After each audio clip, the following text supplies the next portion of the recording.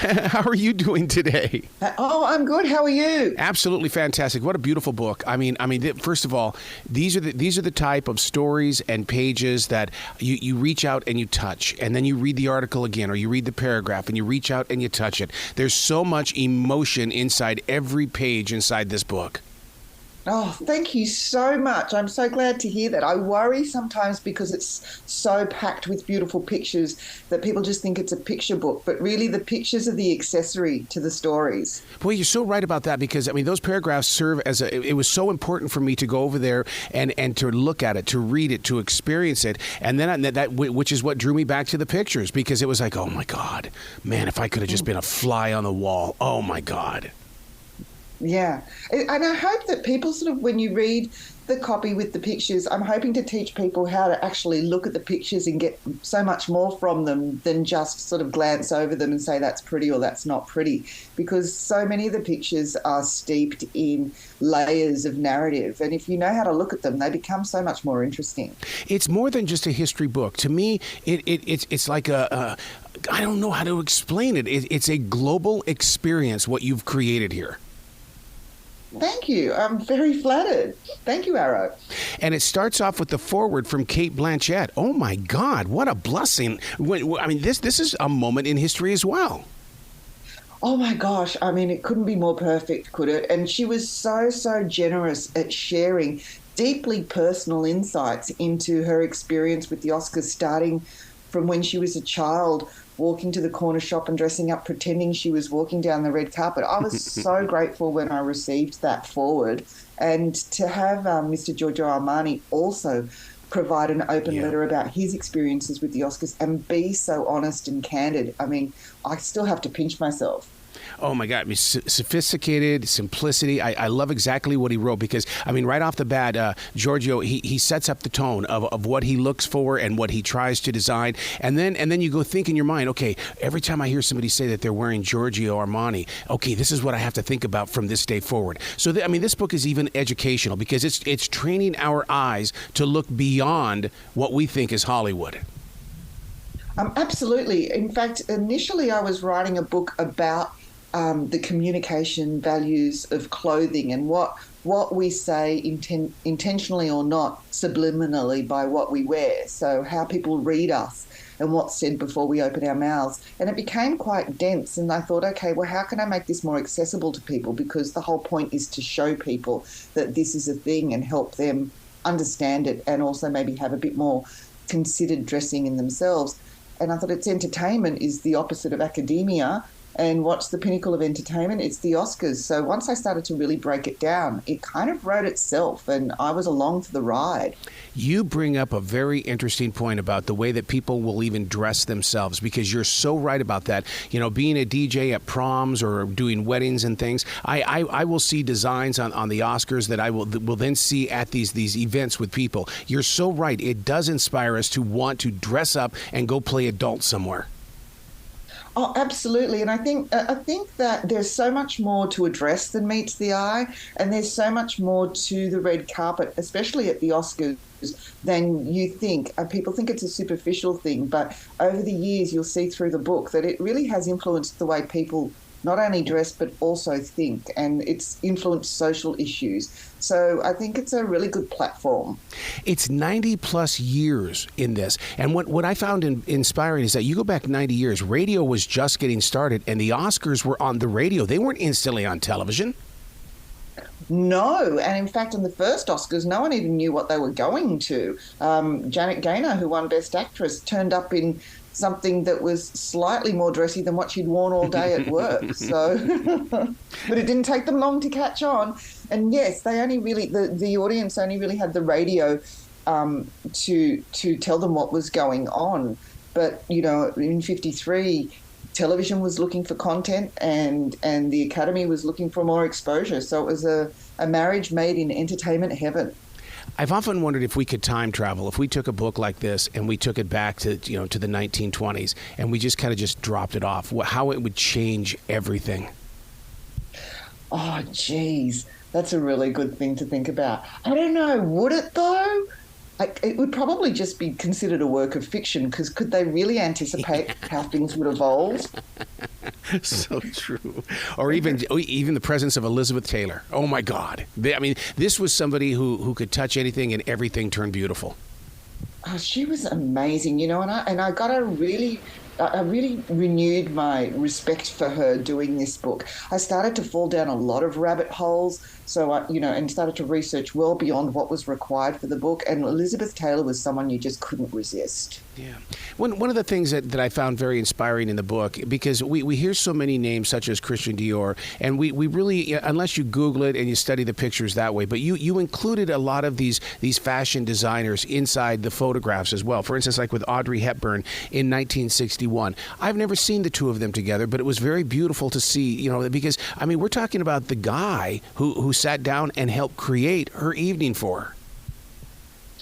Yeah, I mean, and it was such a different industry then, and it was a true collaboration. If you're thinking about Audrey Hepburn and Givenchy, it was a true collaboration about being very particular about styling her image. But when we say styling her image, it almost sounds like they're creating something that's not real. It was real. It was a facet of her personality that she wanted to share with the world. And, I mean, I love the story with Marlene Dietrich in 1951. She'd just come back from World War II, having acted on behalf of the French resistance. Christian Dior was dressing her, and he was so particular. He wanted to know, what was everyone else wearing? Oh, they're wearing springtime ball gowns? Well, then you'll be wearing something that's pretty tight. What colours are they wearing? They're wearing bright, happy colours. Well, then you'll be wearing black. What side of the stage are you entering on? The left. So let's put a really big slit up the left side of your dress so that you're I mean, that level of detail. And if you care to Google the footage of her presenting that year, it was the only year she was at the Oscars. She just slays them. And this is a 50-plus woman at a time where 50-plus women were invisible. And she really schooled the younger generations at that event. See, you just painted the picture of, we all think that they're sitting at home, binge watching some TV. Oh, I got to go to this thing called the Oscars tonight.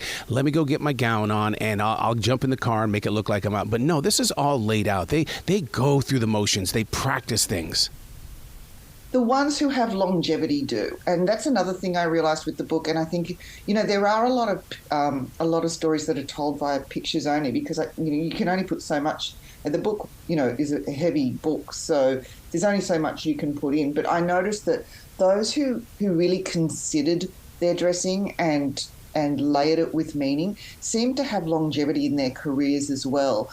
And I think it's indicative of how they treat their careers. That level of detail is across everything they do, whereas you'll see stars come in and out briefly, and they're generally the ones that are just wearing dresses because they're pretty, and they're a little more superficial.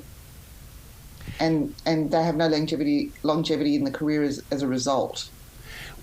One of the things that was so inspiring about the book was when the addition of color photographs started to appear. And I sat there and read those pages over and over again in that area, because if color photography was starting to happen, then how did it change the narrative of the story? How and so I really got deeper into that story, because that was a transition time for everybody. Yeah. I mean, on so many levels, right? Socially, things were transitioning. Yep. People were having to now understand colour as well, because, colour translating on film and in pictures was different to what you wore when it was black and white, because you understood how those garments would translate in black and white, but now you had to navigate colour. I think also it was a time when the studio system had broken down. The genius costume designers were no longer as available, and a lot of the stars had to dress themselves. So it was a learning process for a lot of people, and in the end you ended up with this mixed bag of influences, and I think probably the most interesting period in Oscar history so far as fashion is concerned. When you talk about when they were dressing themselves, I mean, we're talking about homemade dresses and pre-loved dresses. I mean, there's a side of me that would love to see that again. I would like to see, how an actress would design their own dress without the help of a famous designer.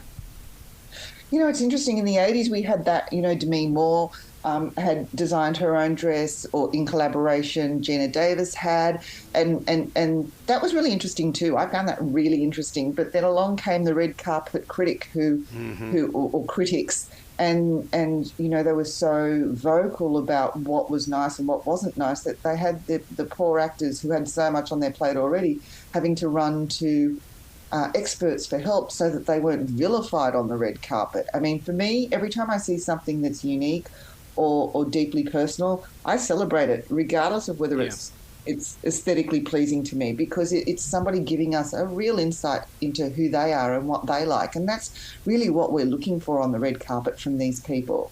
Yeah, I couldn't get into Joan Rivers. I couldn't do that at all. And I even when it would appear in the National Enquirer the week later and stuff like that, where they would criticize who was wearing what.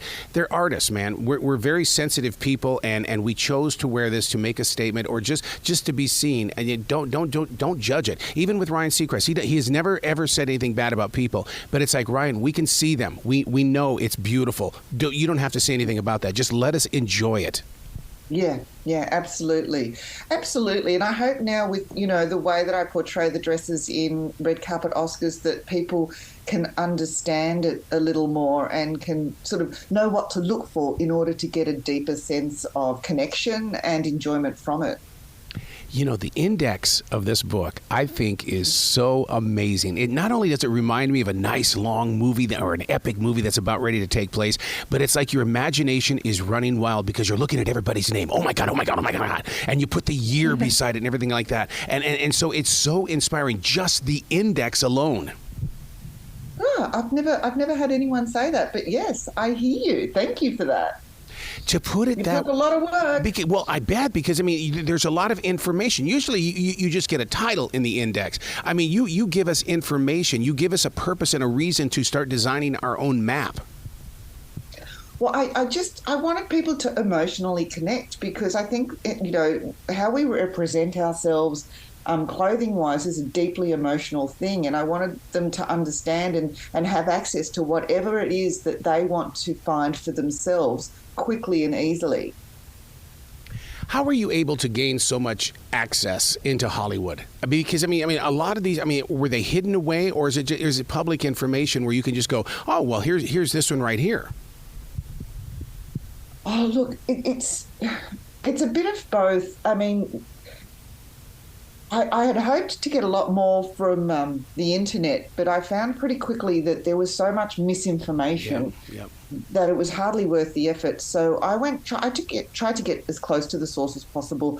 I read every single newspaper report on the Oscars since the beginning, because they were written by people who were close to the event or within days of the event, to see what the sort of the social atmosphere was like, what people were actually wearing. And even then, sometimes they were misreported. So I had to go to biographies and autobiographies and read, 300 or 400 pages just to look for that one line where they mentioned the Oscars. And, it was really, really in depth. And as I said, I went down a galaxy of rabbit holes in the process, but it was a lot of fun. There was a lot of pressure because you're writing about real people, so you want to represent them as fairly as you possibly can. But at the same time, you were learning about people and learning how complex they are and getting a renewed respect for people, especially people who live in the public eye. That is a difficult, difficult job. Oh my God, it was all about relationship, because in the early part of the 1990s we got this thing called social media, and that opened up the door for a lot of things. But before that, it was the social medium. It was about those people making that connection with the actors, with the directors, and the authors, and they really put themselves into it, and they had to have that reputation. Be it good or bad, they still were the storyteller. Absolutely, and I think it's such an important moment for them as well professionally, because throughout history, the producers were looking at who was getting the most column inches when they were considering who to put in their next movie, just to get who was the most popular. And to this day, it's the same with social media. I don't know how fairly social media represents who's popular and who's not. But again, these people, when I say these actors, are at the whim of whoever's getting the most likes when producers are looking for who to star in their next movie. And, that's a lot of pressure as well, which has nothing to do with how skilled or talented they are. The Oscars and the red carpet have always been what I call the world's most beautiful night, because I mean you take a rock star like Courtney Love and you allow her to express herself through this beautiful white gown, and it changes the course of so many thoughts that move through your imagination. Oh, absolutely. And that's a really precious moment, I think. She looked so beautiful. But I find that she also, yes, Courtney was looking to move into film a little more at the time, and but she was still true to her own style. It was just the Hollywood version, you know. She wore the beautiful white satin dress, and that sort of started with Jean Harlow in the 30s, the sort of the good girl, bad girl image. And I felt like Courtney made a nod to that, but really made it her own. So I love moments like that. Or even when Jane Fonda makes a statement. And you know, we have become that generation that we're going to make a statement somewhere, somehow. And the question is are we going to catch that Easter egg when it goes across that screen? Yeah, that's exactly right. And that's what the book's about. It's about sort of really understanding what you're looking at and finding that deeper meaning and then exploring that. I mean, I think the red carpet expressions are more literal now than they've ever been. If you think about Natalie Portman in 2020, where she wore the Dior cape, which was embroidered with the names of all the female directors that were snubbed for the Oscars. So it's far more literal now. But I think, again, those garments that have layered meaning make it interesting for all of us. And it's a really good way to demonstrate an issue that's important to you without ramming it down people's throats. Yeah. I mean, it inspires other events that happen throughout the year as well. I mean, because even with AOC from our U.S. government making a statement at the gala this year, I mean, I love it when the Oscars can start it and then the story continues, because isn't that what it's all about? It's about the activation of a movement. Yeah, absolutely. And, you know, the entertainment industry is about new ideas and expressing fresh ideas and expanding people's minds. And when you can begin there and then move forward and have people really think about things, I mean, what could be better? So what happens the next day to the actors and the directors and those that wanted to be seen, and they didn't meet the qualifications of those who were watching? I can't imagine. I'd be in therapy for the next month. You're just sitting there just talking about it. Well, hopefully they're surrounded by kind people who elevate them. But I just think they get on with the business of life, you know, and these people, you know, the acting fraternity are very resilient. They have to be. It's part of the course. So I think the next day they just breathe a sigh of relief, go back home, get some love, and then get back on with the business of acting and working. Hopefully. In all the research that you've done, I know you kind of touched on the 1980s as being a powerful year for different gowns on the red carpet. Was there ever a decade that where it was absolutely too stunning to digest, and you spent a lot of time just going, I can't leave this. This is like Old Faithful at Yellowstone National Park. Oh my gosh, was there a decade like that? I fell in love with so many garments, and as you see, when you read the stories, you fall in love with them even more. I was really interested in the earlier years and how things were made, so occasionally I'll drop in what they're made from or a few construction details in the hope that people now might want to try and reconstruct them for themselves. Isn't that the truth? Because, I mean, I would love to see something where I could watch one of the designers, carefully craft everything that's going on. And then, because we don't have that kind of a reality show right now where we see, the idea come together, the drawings and everything that just, brings it together. Then we see it on the red carpet. To me, that's a part of the story that we're missing. I think you've got one hell of an idea there. I might borrow that. Go for it. You'd be the one that could do it. I mean, after experiencing this book, oh my God, yes. Thank you so much. Oh, that would be a dream come true, wouldn't it? To follow it from the idea to the red carpet, amazing. Yeah, because I mean, you're gonna think I'm a freak, but I mean, back in the 1980s, one of the things that I got into is I started collecting the classic Barbie dolls, and part of that, I wanted to know the design of the dresses. I wanted to know the whole entire history of that Barbie doll that I had, because if you're gonna collect it, you better know what you're collecting, and because people are gonna be asking questions about it. Well, not just that, then your experience with it is richer as well. Yeah. So, the more you know, the more emotionally connected you are. I'm impressed. Can you imagine designing a red carpet dress for Marilyn Monroe? I mean, what must that have been like? Well, you know what? She only went once, and it was the year that Marlene Dietrich presented, and that year Marilyn had borrowed a dress from the costume department, and the dress had already been seen in a movie months before. So she was at a point where she hadn't fully reached stardom, and she wasn't getting things made. But you'll see in the book, there's a picture of her peering through the curtains at the stage, and I can just imagine her watching Marlene Dietrich sashay onto the stage in a tight skirt. Marilyn's in a big sort of, again, ball gown shape, and I can just imagine all the lessons that Marilyn learned from Marlene Dietrich that day, and almost see how she applied them immediately. The conversations they must have shared over the telephone. I mean, that was the day when telephones came with cords, and it's like to be able to say, so what are you wearing? What kind of an outfit are you going to be doing, and what will you be saying on the red carpet? Oh, I don't think they shared any of that. Do you? Oh my God, I wish they would. I don't think they do now either. No, closely guarded secrets, and fingers crossed till breaking that no one else is doing the same thing. Well, I'm excited about the Oscars this year only because the movie Everywhere, Everything, and All at Once has really made a fashion statement in so many different ways, and I am hoping that the fashion, there's going to be some androgyny in there. There's going to be something that is going to say, this is 2023, celebrate it.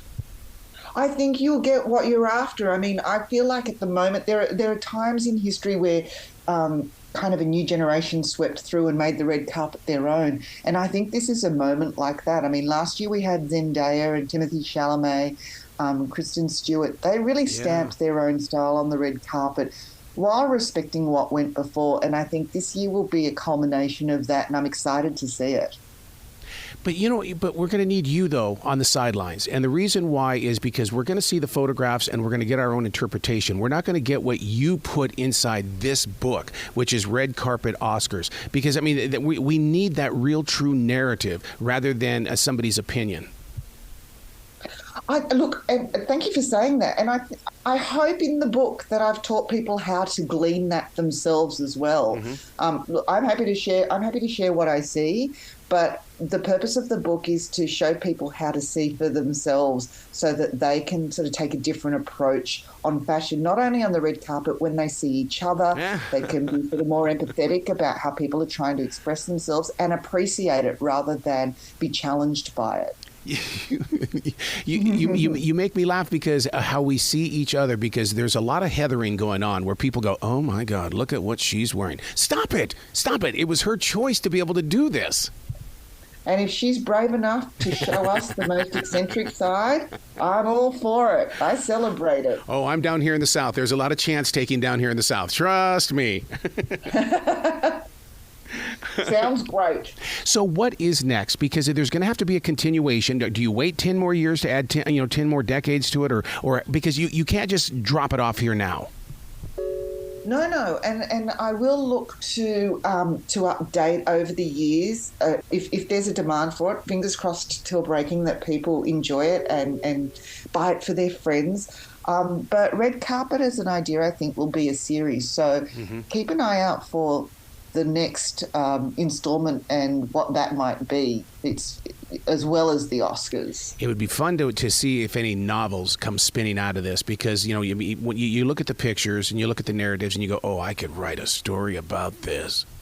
Yes, I felt the same. I felt like there was almost a new book on every page, and that's what I was hoping for. It was just sort of, inspiring people to think differently and maybe make up their own. And I really like the idea of hearing about what people, after reading the book, sort of think about what you'd wear to the Oscars before you read the book, and then think about what you'd wear to the Oscars after reading the book, and see how that's changed by the information that you've gleaned. Well, where can listeners go to maybe give you their expressions, to share their ideas and their experiences? Is there a site that you've made available to them? Oh my gosh. No, no, and that's probably a good idea. Instagram, Dijanna Mulhearn on Instagram, that's probably the best place to go. It's been such a whirlwind. The response to this book worldwide has been extraordinary, and I'm so grateful. But it's kind of caught me on the hop too, because I was so immersed in writing the book, I didn't think about what happens afterwards. Oh, exactly. Do you mourn the book? Every time I finish a book, I mourn it for a very long time, sometimes up to a year. It's so funny, and I agree. There's a hole after spending so much time with, and I started writing this book when COVID really hit, and we were all isolated, and so these people, these characters, sort of became my friends during COVID, and so I kind of mourn those moments. And when you write a book like this, and you research so much about people, I mean, what you might see about Elizabeth Taylor on the page is the smallest percentage of what I researched about her to really learn about her. And you start to fantasize about these friendships and responsibilities to this person, because you want them to be happy with what you've written, even though they'll never see it. So, yeah, you develop relationships. Wow. You've got to come back to this show. You've got to come back to this show anytime in the future. The door is always going to be open for you. Oh, thank you so much. It's been such a joy chatting with you. Well, you be brilliant today, okay? Thank you. You too.